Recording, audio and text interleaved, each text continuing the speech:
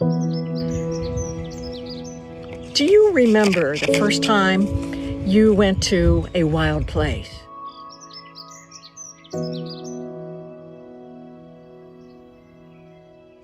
I do. I was 8 years old. It was a swamp miles from anyone. The only sounds were birds, insects, and the thwap of my rubber boots as I pulled them from the muck.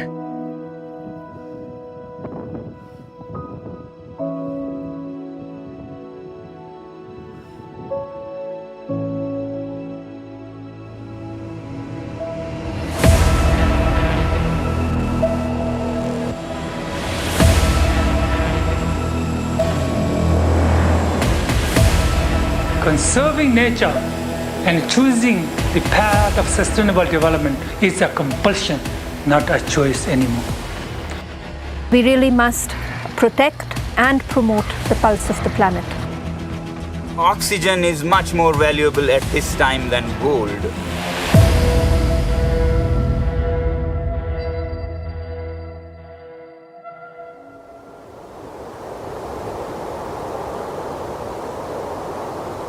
Why do mountains matter? They're a source of fresh water for half the world's population and also contain half of the planet's biodiversity hotspots. Our Hindu Kush Himalaya sustain nearly 2 billion people with water and food. What COP26, the UN Climate Summit, decides today is going to affect us all tomorrow. But all is not yet lost. There are solutions. Sustainable Summits is here to share some of these. We are an informal network of mountain stakeholders with a mission to relieve pressure on mountain environments and to influence their preservation for future generations. We send this powerful message from the Hindu Kush Himalaya, the pulse of the planet and the world's highest and most beleaguered mountain range, to reach critical decision makers gathered in Glasgow. Our Sustainable Summit's global mountain community will highlight some proven solutions to combat the climate crisis that threatens to engulf us all. Since 2010, our band of mountaineers, scientists, policymakers, conservationists, and indigenous leaders have shared their expertise with practical outcomes in flashpoints around the world. Colorado in the USA, Mount Cook in New Zealand, Mont Blanc in Chamonix, France. And now we speak to you from Nepal, in the shadow of Mount Everest, Sagarmatha. Please listen. In your hands and in our immediate action to avert this catastrophe rests the future of the planet and indeed all humanity. Act now. There is still time to pull back from the brink.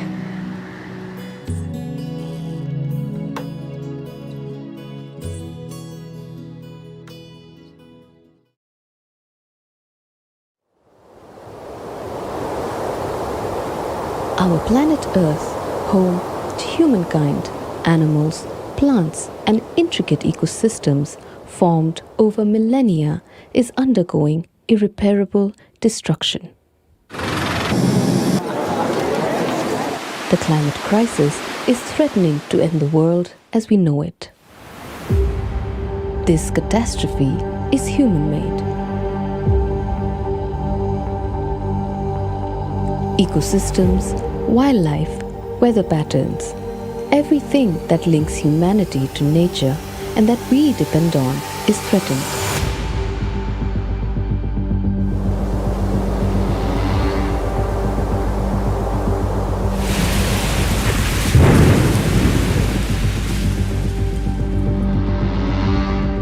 The Arctic sea ice and the Antarctic ice sheet, two of the largest reserves of ice in the world, are melting, and it is rightly identified as one of the most significant symptoms of the climate crisis. However, the world's third largest reserve of frozen water, the highest and the largest mountain range in the world, a mountain range upon which 1.9 billion people depend for food and water, the Hindu Kush Himalaya is melting at an alarmingly fast rate. Yet its cries for help have gone unheard. If the world manages to stabilize at 1.5 degree Celsius warming by the end of the century, the Hindu Kush Himalayan glaciers are projected to shrink by 1/3. So 1/3 of the glaciers are likely to melt away. But then if we go by current emission scenario, then 2/3 of our glaciers are likely to vanish. So these are quite serious kind of impacts. So what happens here actually is quite important, impacting at least 1/4 of the global population. Grand mountains are the sources, wonderment and inspiration to many. They are one of the world's most vulnerable ecosystem. Even if temperatures were to rise by 1.5 degrees, that's too hot for our region. Communities in our region are already facing the brunt of increasingly frequent floods, droughts, and these sorts of impacts are completely destabilizing the well-being of the people that rely on this region. If you look at springs, they are a part of our agro-ecosystem since ages. And now we all know that springs are drying up. And it is very disturbing because, springs not only fulfill the drinking water needs of our entire community, Himalayan community where we live, it is actually a part of our entire system, Because we are at the top of the world, we experience everything fast, including climate change impacts. Our glaciers are melting very fast. The snow cover is decreasing, snow line is retreating. Floods are increasing both in frequency and intensity. Disasters in many forms and shapes brought about by unpredictable weather is also increasing. Here we have periodic drought, and this all effect on agriculture. And also from effect of climate change that include flood and drought, the women have to move their home and have to migration.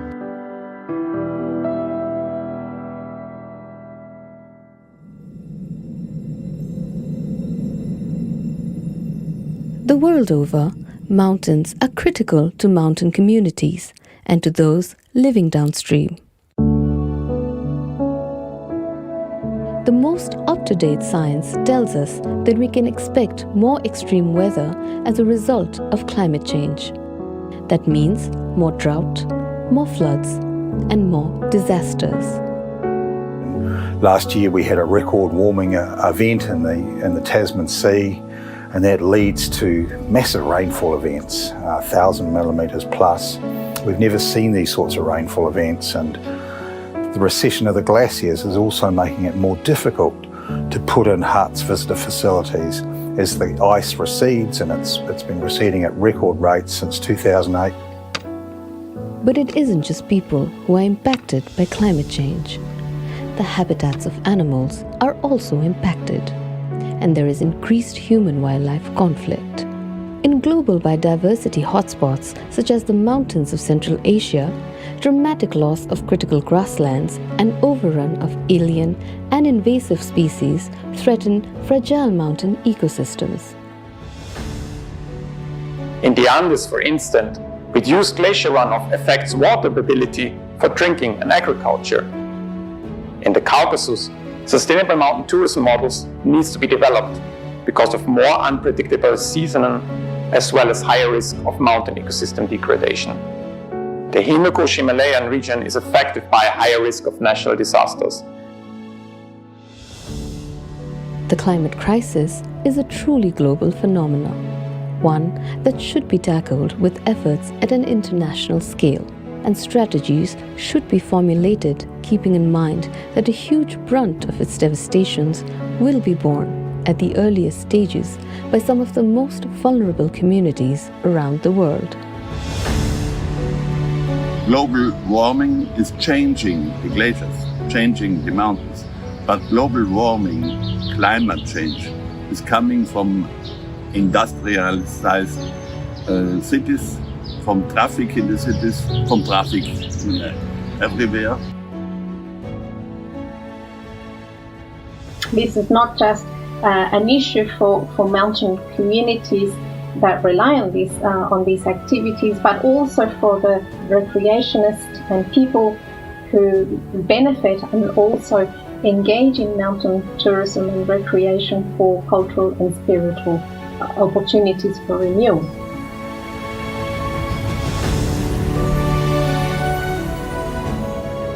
It cannot be emphasized enough how pressing is the need for the world to come together on climate action. We must reduce emissions.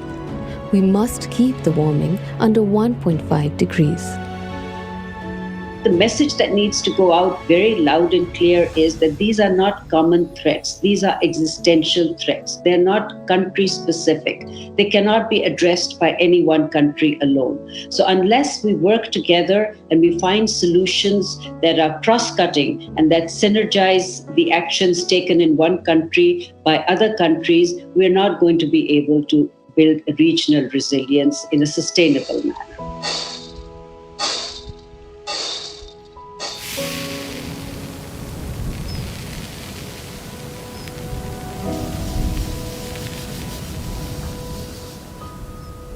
We need everyone on the planet to make changes that contribute to a more sustainable future. The IPCC has recently affirmed in its assessment report that the effects of human lifestyle on nature and climate are now undeniable. As I climbed Mount Everest, I despaired at the mountains of trash everywhere. No respect for place or people, human impact at a very high level. I strongly feel we must aim high with our actions. We can ensure that our cherished mountains are preserved and protected for future generations. We need action now, from households to governments, from policies to personal decisions. All our efforts can help save the planet. The wilderness has been tremendously empowering for me. Over the years, I've rowed across the ocean, I've climbed Mount Everest, I've walked across the Antarctic to the South Pole, and each of those has changed me profoundly. I find the wilderness in all its different forms a very powerful, empowering place. But unfortunately, the human race takes more than it gives.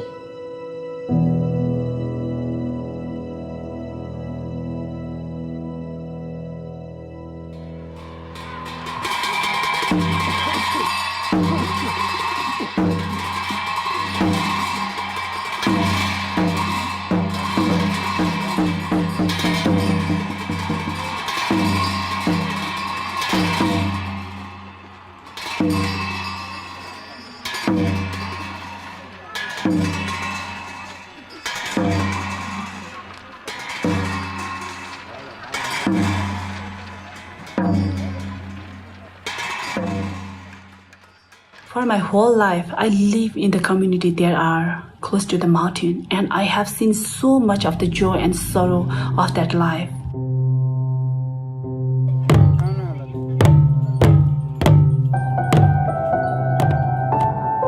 I have felt myself a sense of deep satisfaction that is very difficult to put on the words.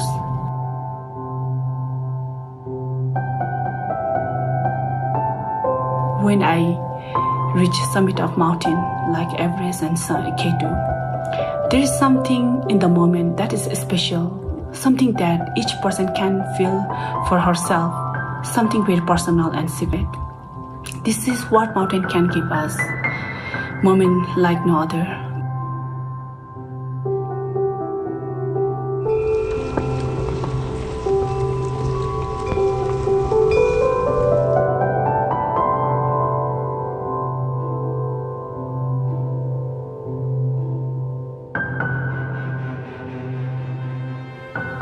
Though we are physically separated, let us be one spirit, one heart, one mind, one love, one focus, one voice.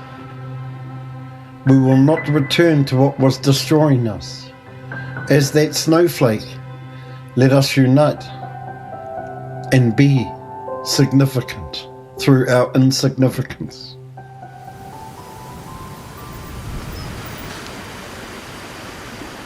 The people that reside in the mountains have inherited not only its mysticism, but also ways to live in harmony with the terrain. Local knowledge, technologies, and attitudes, passed down through generations of living, cannot be marginalized when we are looking for solutions. This experiential wisdom should be taken together with scientific information and understanding to create nuanced, localized solutions.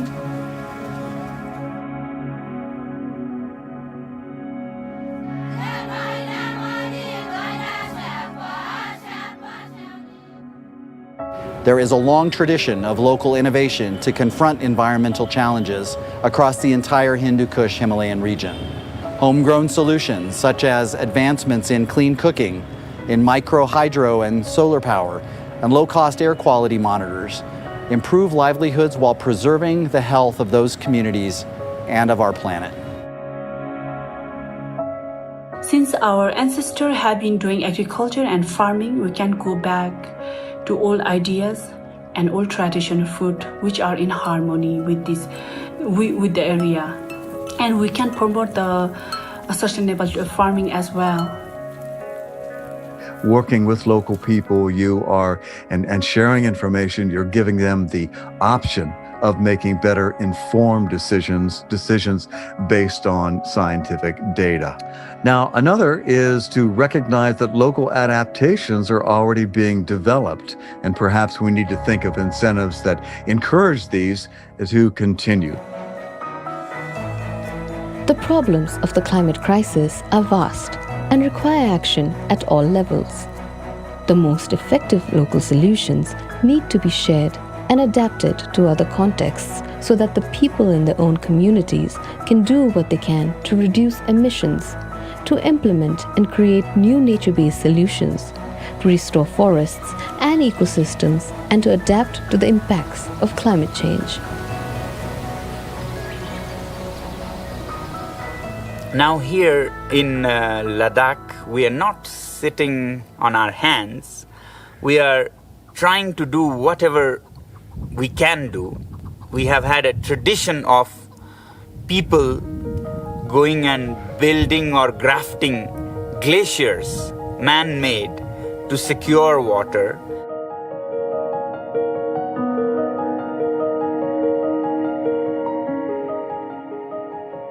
We have been making what we call ice stupa artificial glaciers, conical giant ice forms, which because of their geometry melt only in the summer when water is needed, and are made during the winter when nobody farms and the glacial melts still trickle away into the Indus and into the oceans. Apart from that, we have been working on mitigating our own impact on climate by working on various innovations to build solar heated mud houses that are made with natural materials like clay and soil locally, and with the bright sun that we have. And then we are sharing this with within Ladakh and in the whole region.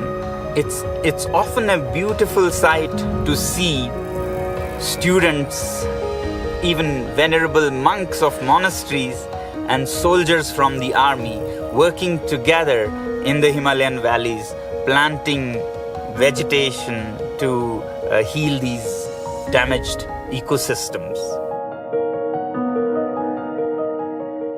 Now we all know the springs are drying up. South Sikkim and parts of West Sikkim, which falls in the rain shadow area of the Darjeeling Himalayas, water was becoming a problem, and when we went to the people asking what can be done for their development, they said, you just provide us water.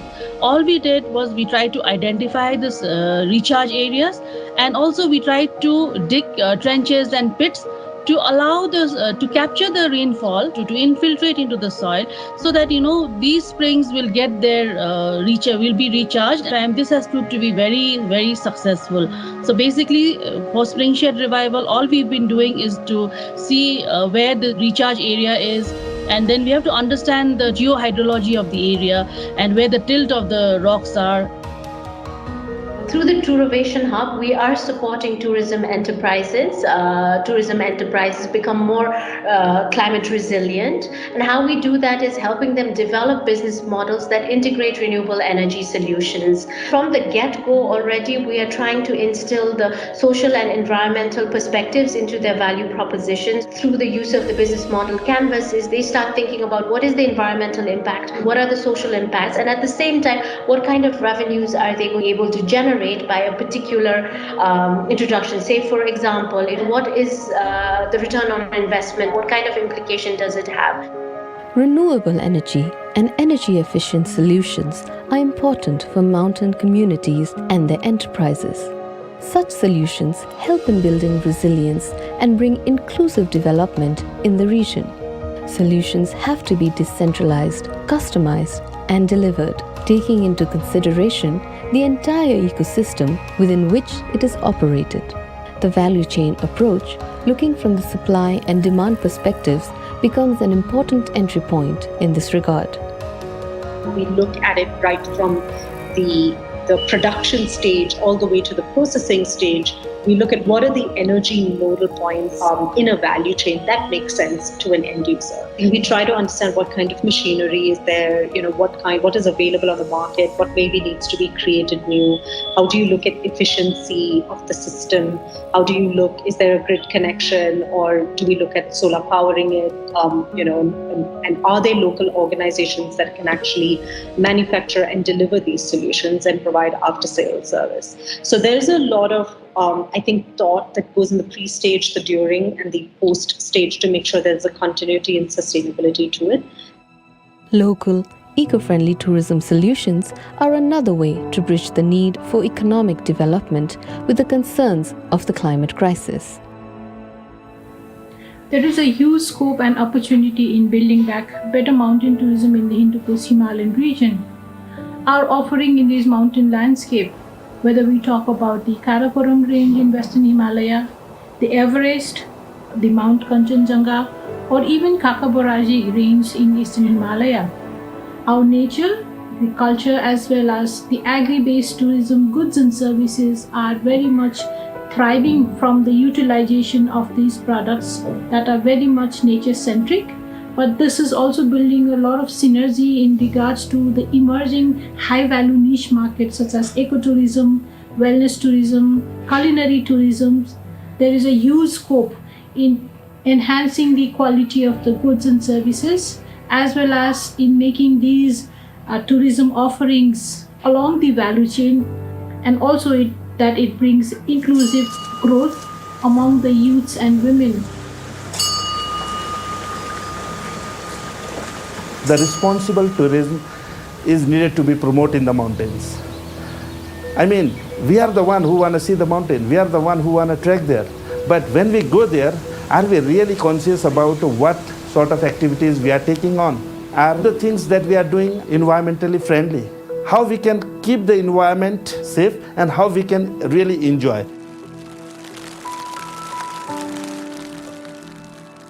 But the mountain receives approximately 700-800 climbers per year, compared to the whole Kumbh region, which has almost 80,000 visitors per year. And that makes the environmental challenges of solid waste a much greater issue in the whole region than solely on the mountain.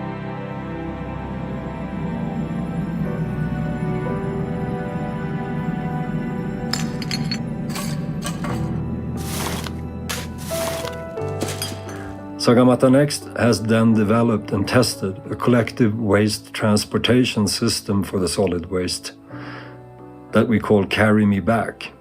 The idea is to offer all visitors and locals the opportunity to take a Carry Me Back bag containing 1 kilogram of processed waste, shredded, baled plastics and metals, and carry it with them when returning back down to Lukla. The Carry Me Back test pilot was done in October of 2019, and over a 5 weeks period, more than 2,000 visitors, guides participated and brought more than 4,000 kilos of waste back down to Lukla. And as these solutions are developed and implemented, they must also be integrated into policy frameworks. The solutions, if adapted locally and institutionalized with local government or community support, can have an actual impact.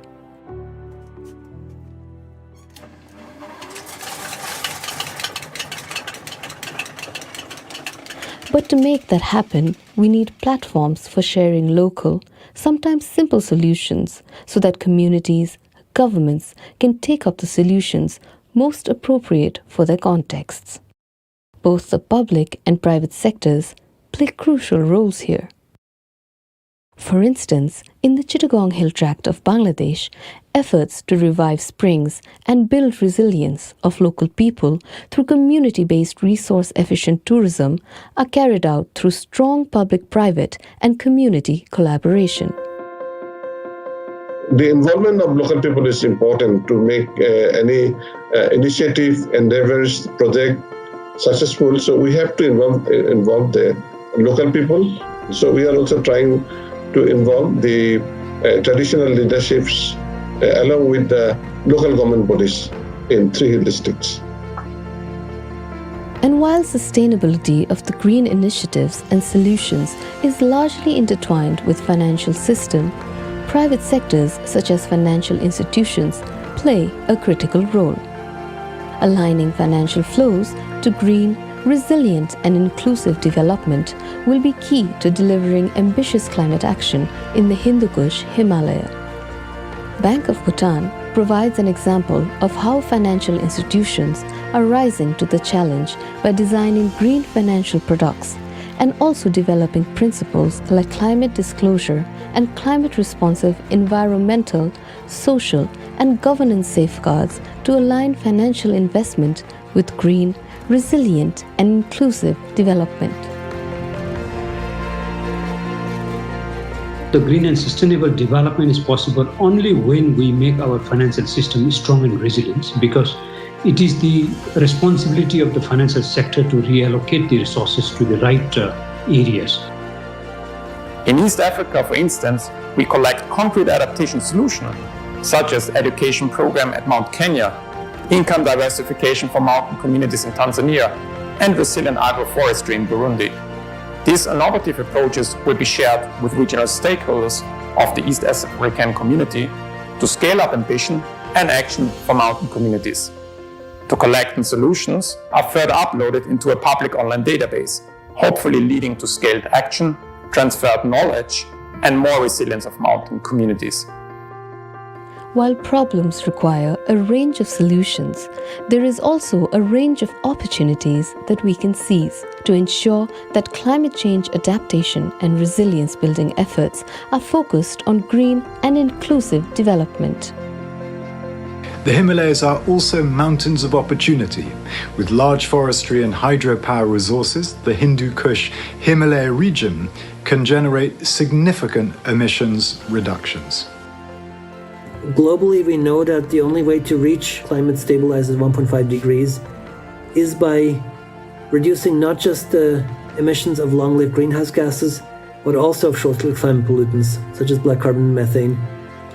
Addressing the short-lived climate pollutants as well as the greenhouse gases, reducing emissions, switching to improved refrigerants, switching people to cooking with clean fuels, reducing open fires, agricultural fires, improved forest management, reducing forest fires, improved solid waste management. Measures that are fairly logical, that have a lot of local benefits, that are generally fairly easy to introduce, would together help clean up the air quality for a large fraction of the population in Asia, while also reducing emissions of substances that then affect the monsoon, that affect the cryosphere.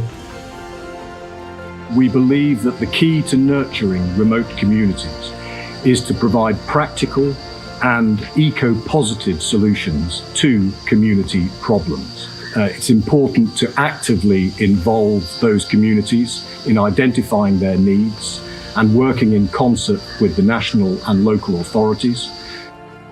The days of bigger and better is over. What we need now are localized and small solutions.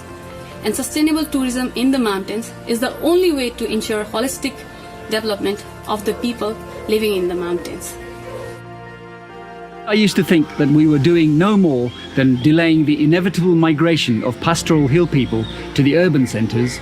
I now believe that it is possible to reverse this trend and make once unviable villages flourish again. Now is the time to act. Solutions are out there and more are possible. But these solutions need to be shared and adopted at bigger and broader scale and with more urgent speed. While some work has started, now is the time to collectively, as a planet, ramp it up. Mountains symbolize constancy and strength. Spiritually, it signifies the absolute state of consciousness. From the time immemorial, humans seeking spiritual enlightenment have found their way to the mountains.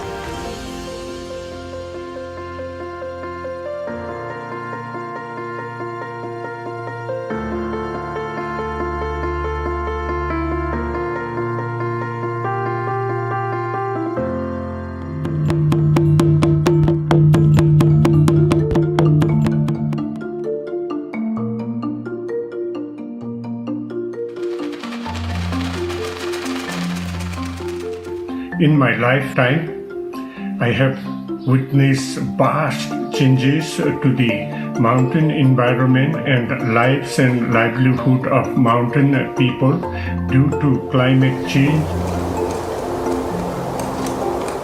I know that the Himalayas are not alone in this. The mountain communities around the world share a similar plight.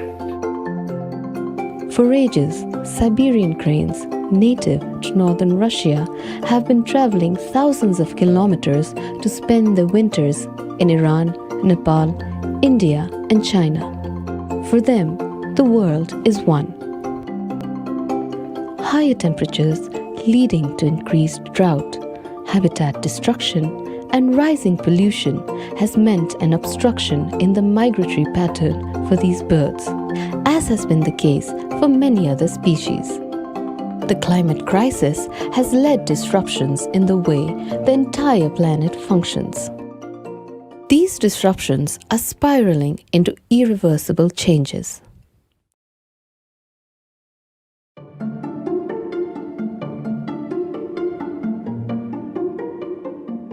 Regardless of the geography, we live in an interconnected world. What happens in one place in the world happens everywhere else. So what do we do as a world to address the issues at hand?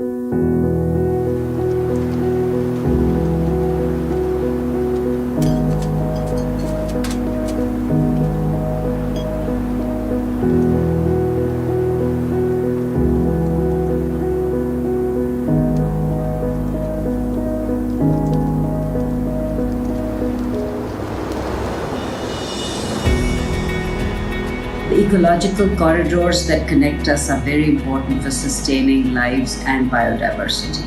We also share air corridors that play an important role both in managing air quality and air pollution, especially with regard to black carbon that accelerates glacial melting. All these are very compelling reasons for collaboration to strengthen regional resilience.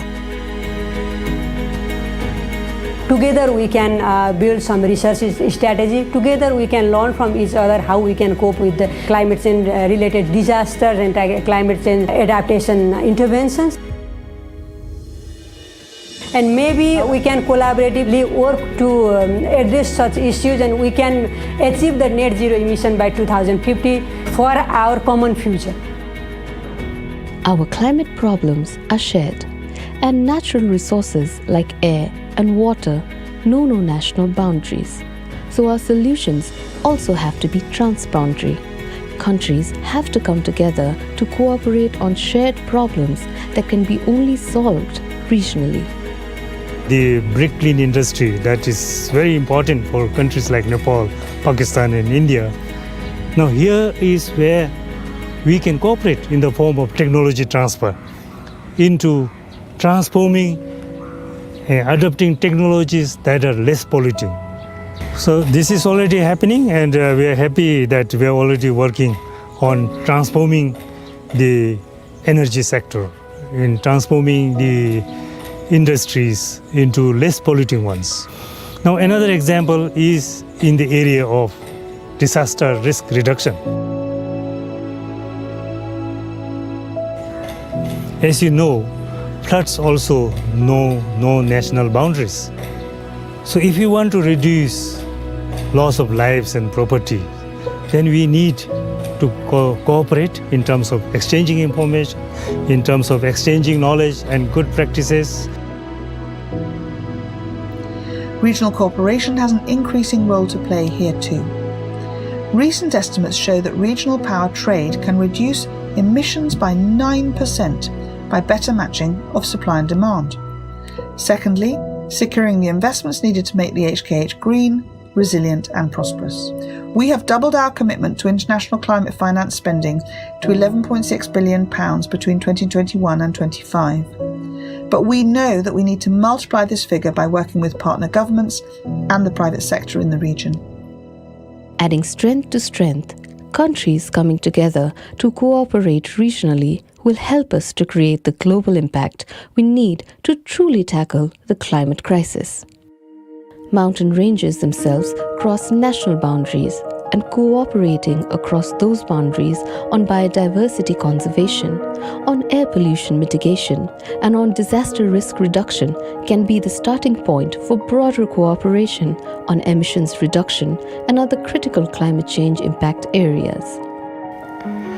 Mountains are our living, working place and our playground. Mountains are our legacy, and it's our duty to take care of them for the next generation.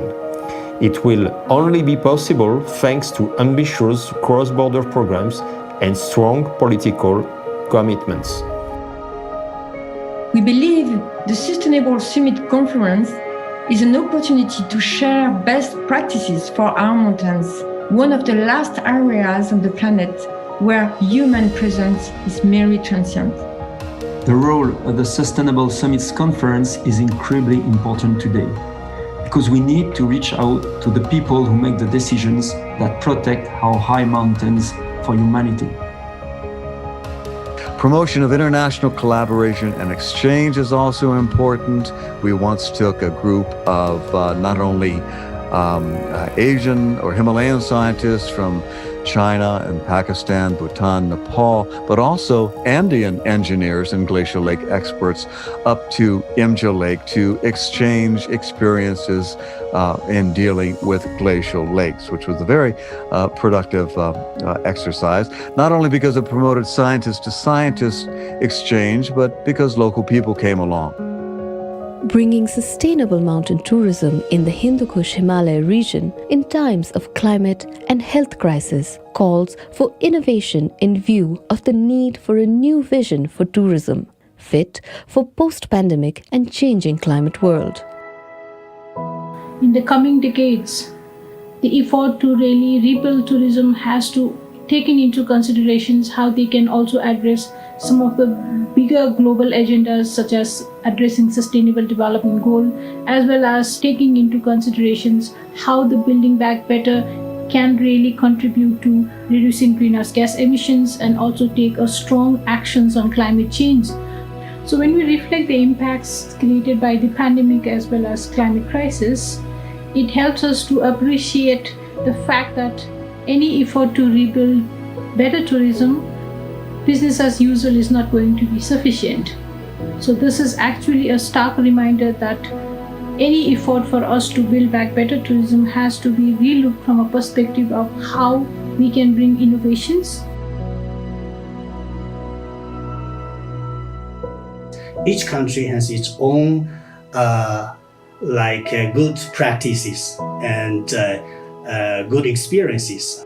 China is supporting mountain communities to develop this rural tourism as a way to shift from carbon-intensive economy to low-carbon economy. So this creates a lot of jobs and opportunities for mountain people, enables the mountain communities to reduce their dependence on extractive use of local resources and help the transformation of China's overall economy.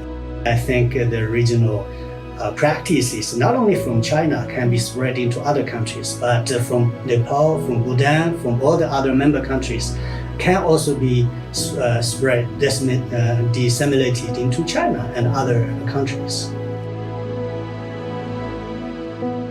Cooperation is critical. For example, better regional cooperation on water management in the Himalayas, the water tower of Asia that can help over 1 billion people cope better with floods and droughts, or increasing regional energy trade to help South Asia meet its energy demand without increasing emissions. But there is no time to wait. We need to act with the urgency that this crisis demands.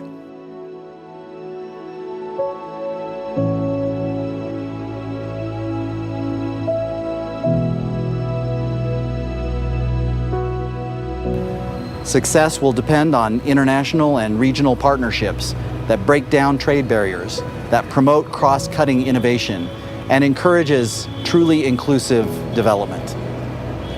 Mountain communities are in a critical position to advance these solutions. We all know what we must do, starting with correcting consumption habit, reducing plastic waste, adopting clean energy, and changing this lackluster attitude we have towards our planet.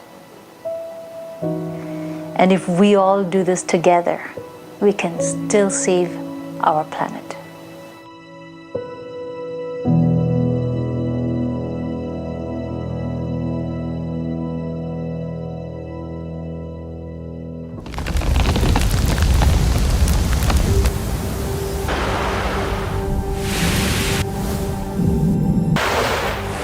Definitely, I would give a call to the leaders of the world to please allocate your defense budgets to the true defense of this planet and humanity, not in this man-made calamity of wars that can be avoided. What is difficult to avoid, again, mostly man-made, is climate change. So you must have your food where your mouth is, and your insecurity and your threat is more from climate. Climate change cannot be denied, but it can be slowed and eventually stopped.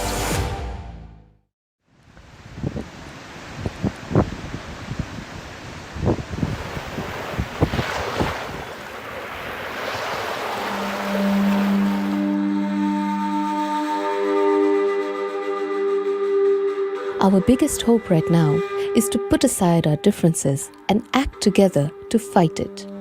There is no alternative. Over the last few months, a series of recent scientific findings on global warming and its impact have sent alarm bells ringing. It is found that rising temperatures could melt away at least 1/3 of the ice in the Himalayas by the end of the century. And that is an optimistic scenario, assuming the most ambitious climate change targets are met. How badly will their disappearance hurt billions of Asians who depend on them to survive? This is a climate crisis that you haven't heard of.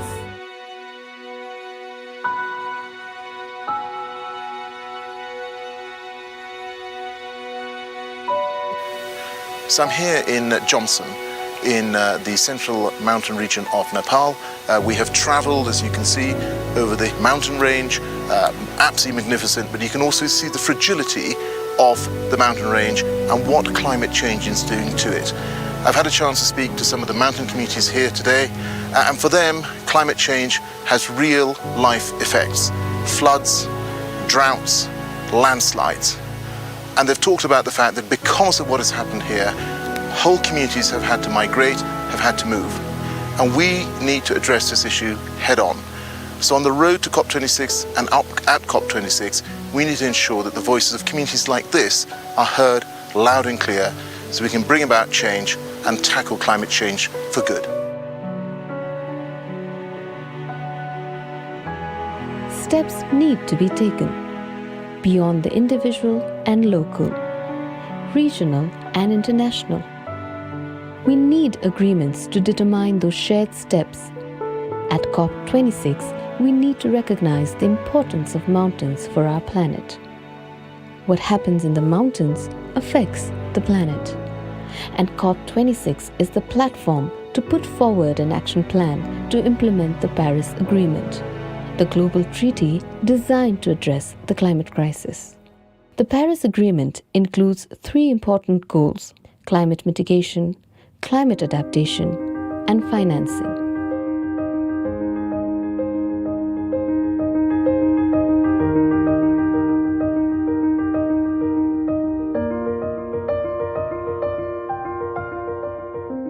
This is a very important meeting because what countries put forward on the table in terms of how they'll implement these goals will have implications for our region for the next decade. So it's critically important that mountain voices are part of this debate and that mountain priorities are reflected in the actions that are agreed upon and then taken forward. In our upcoming National Adaptation Plan, we will have different adaptation strategy for medium term and long term in different sectors. We are robust in terms of policy and we are well equipped in terms of policy and guidelines. Also, we have institutional mechanism to translate that policy into practice. First of all, our priority was adaptation, but now we also consider for mitigation as well, because Nepal is in developing stage. In the name of development, we need to be mindful for the environment, because we have committed net zero emission by 2050, and we need to take that target into account while doing the development works.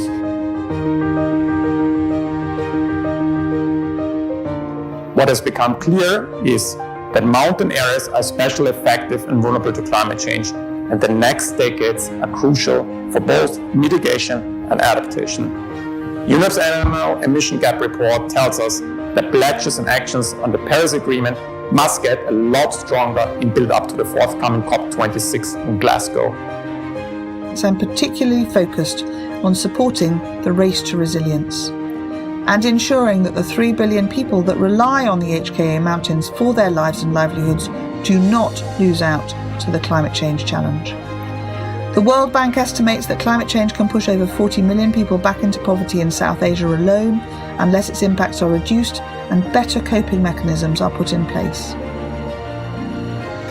This pandemic has clearly showed the essential need of taking care of our people and our environment, naturally, especially in mountain areas where adaptation faced to climate change are now mandatory.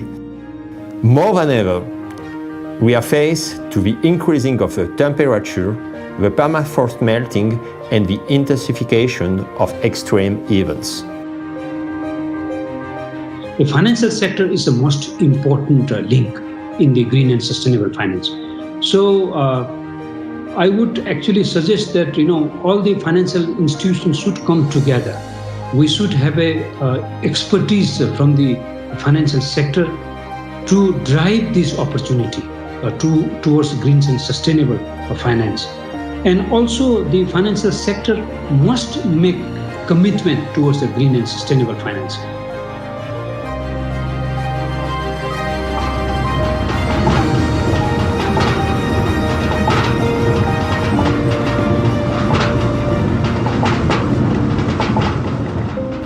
Finance plays a vital role in the transition to a clean economy and building a climate-resilient future.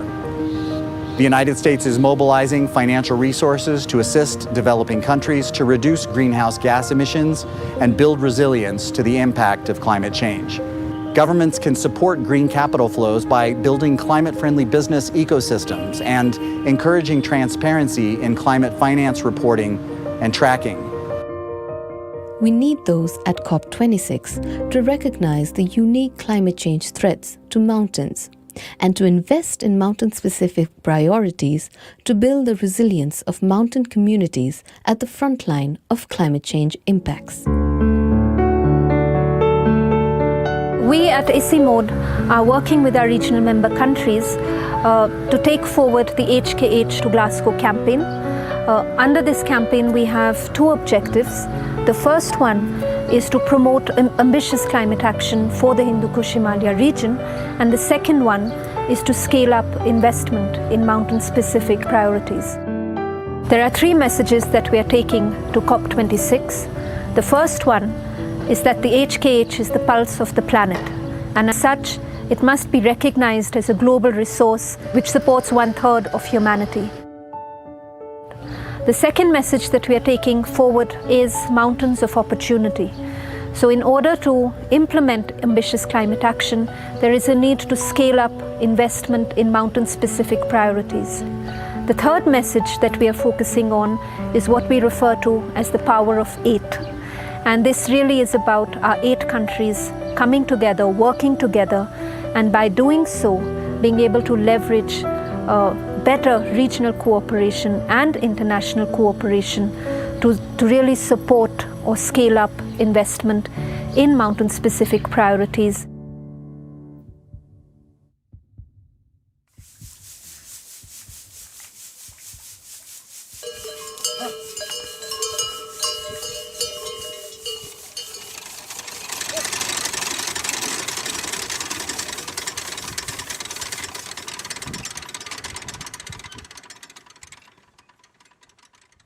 The health of the planet is tied up to the health of the human population, and that they are two sides of the same coin.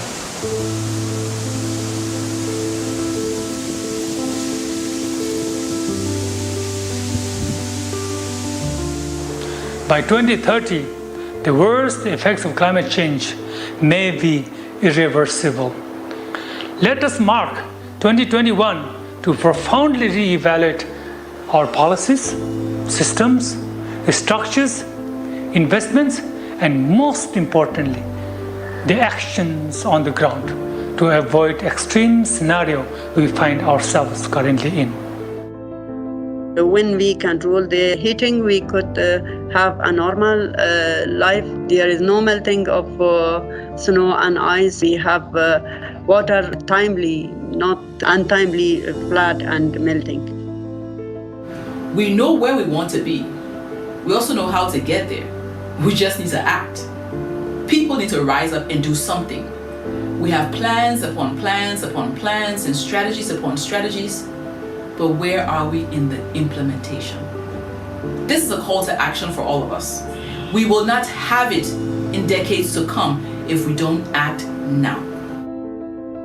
For all of us, climbers, scientists, researchers, guides, businesses, communities that are inspired by the mountains and vertical spaces, that the mountains are where we find our inspiration and define our very being.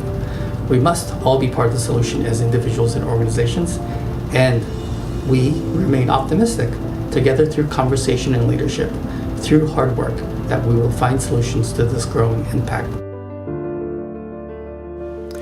I have seen the impact of climate change on the mountains. We need COP26 to agree an ambitious deal that will make this summit sustainable. Together, we can make climate action possible. Let's stick together. No one seeing the impacts of climate change on the mountains today can deny their importance. As ambassador to Nepal, I'm lucky enough to have flown over the Himalayas and trekked in the Everest region, and I've seen the changes firsthand. The call for action from mountain countries needs to be heard at COP26. Without increased ambition at COP26, we can't preserve the mountains. Mountains that, as ICIMOD have rightly said, are the pulse of the planet. Together, we can invest in the opportunities and deliver proven solutions that will make a real difference to mountain communities and to the health of the planet. I think that the huge problem is basically, well, human greed for power and money. That if we don't reset, humanity in the future is in huge question. There is tremendous potential for tourism. There is always the possibility of doing things the right way and getting beneficial results from it. As climbers and stewards of our mountains, we must think into the future and take steps that may feel uncomfortable and possibly not achievable immediately. But we must start this process now. Goal 1, we must remove everything from our climbs and leave nothing behind. This is already required for climbers in Antarctica, and many climbers have achieved this on Denali. Our trash should be minimized and brought to certified disposal locations or brought home. Our human waste must be brought out and disposed of in certified compostable locations or in regulated sewage systems. Goal 2, can we achieve a zero carbon footprint when we undertake our mountain adventures? You might say that seems far-fetched, but I say let's figure out how it can be done. If we can lay out a plan that we can begin working on this goal, let's start it. We can be leaders in the zero carbon footprint.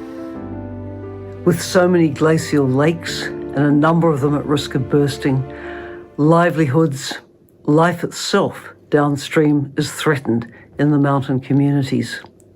My plea to COP26 would be, pay attention to the need to safeguard the environmental integrity of our mountain ecosystems and of the lives and safety of the communities which live in and are part of those ecosystems. Just as we know that small island states are threatened by rising sea levels, so our mountain communities are affected by global warming very, very significantly. So to COP26, think about the survival of life of these resilient communities which have taken on every challenge ever thrown at them. But they need international support and solidarity now to face down the existential crisis of climate change.